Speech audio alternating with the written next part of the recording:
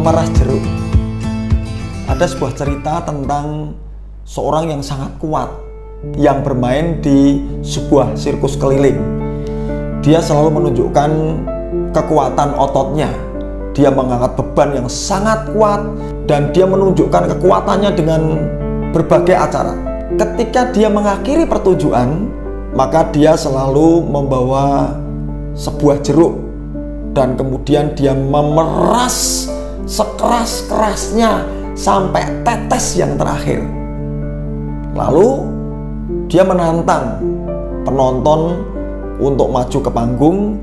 Siapa yang bisa memeras jeruk itu sampai menetes satu tetes saja, maka penonton itu berhak mendapatkan hadiah jutaan rupiah. Akhirnya penonton berlomba-lomba untuk maju ke depan, memeras jeruk, mendapatkan tetes air jeruk tadi. Mereka kemudian bergiliran untuk memeras jeruk tadi. Ada yang gemuk badannya dan dia yakin bisa memeras jeruk tadi. Dan ketika dia peras begitu rupa, ternyata tidak netes. Berarti orang kuat tadi sudah betul-betul memeras dengan kekuatannya. Orang gemuk tadi tidak bisa. Kemudian datang lagi orang yang body suspect, kuat begitu rupa. Lalu dia mencoba memeras jeruk, tidak bisa juga. Bergiliran satu persatu penonton yang mau mencoba kekuatannya untuk memeras jeruk dan menghasilkan satu tetes air. Tidak ada yang bisa. Orang kuat tadi berkata kepada penonton yang hadir, "Oke, tidak ada yang bisa memeras air jeruk. Saya beri satu kesempatan. Siapa yang bisa memeras air jeruk ini?" Ada? Ternyata ada nenek-nenek yang sudah tua, pelan-pelan maju ke panggung. Semua penonton jadi heran. Ini bisa apa? Orang yang gemuk, orang yang sispek, orang yang kuat memeras jeruk aja tidak bisa. Ini orang tua renta mau lomba untuk memeras jeruk. Semua menyaksikan kemampuan dari sang nenek tua renta tadi. Tapi nenek itu tidak peduli.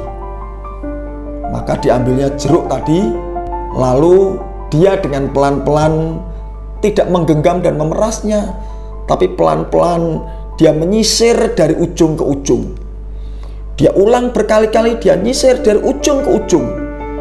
Kemudian dari kirinya menyisir lagi dengan kukunya, dengan pelan-pelan dia sisir lagi sampai berkumpul di satu titik. Dan kemudian ketika sudah sampai ke ujung, dia memeras jeruk itu dan jeruk itu meneteskan air. Seluruh penonton bersorak.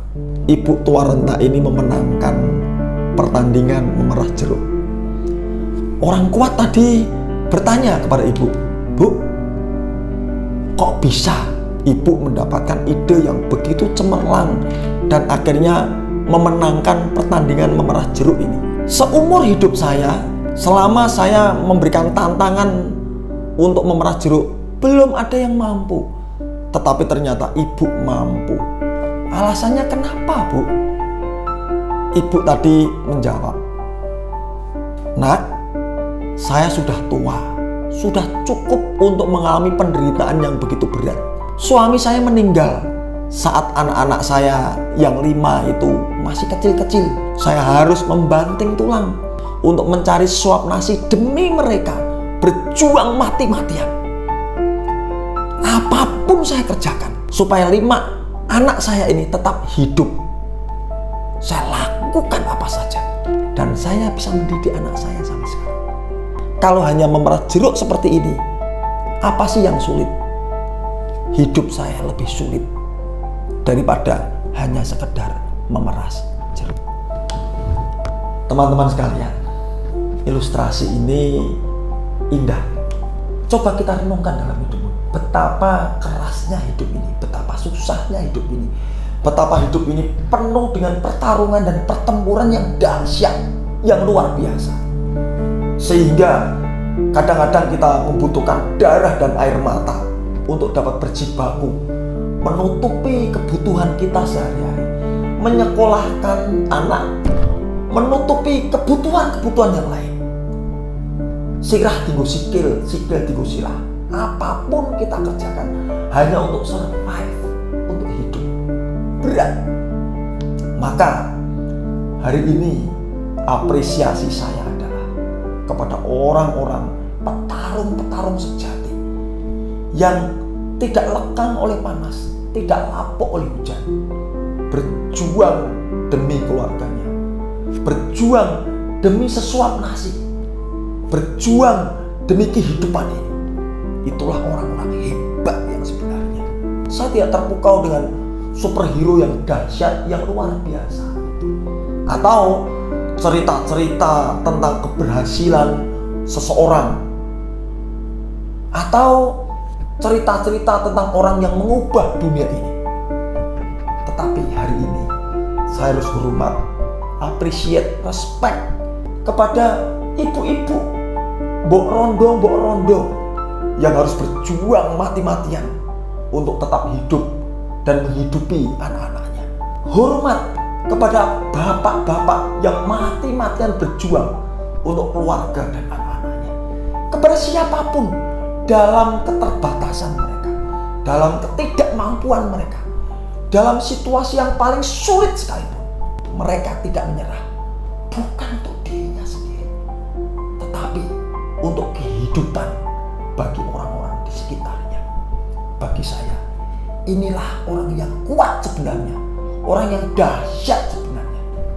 Mbok-mbok di pasar, tukang sapu di jalan, tukang becak, pedagang kaki lima yang hari ini makan apa, besok makan apa tidak tahu, tapi pantang menyerah, tetap berjuang untuk sebuah kehidupan. Mereka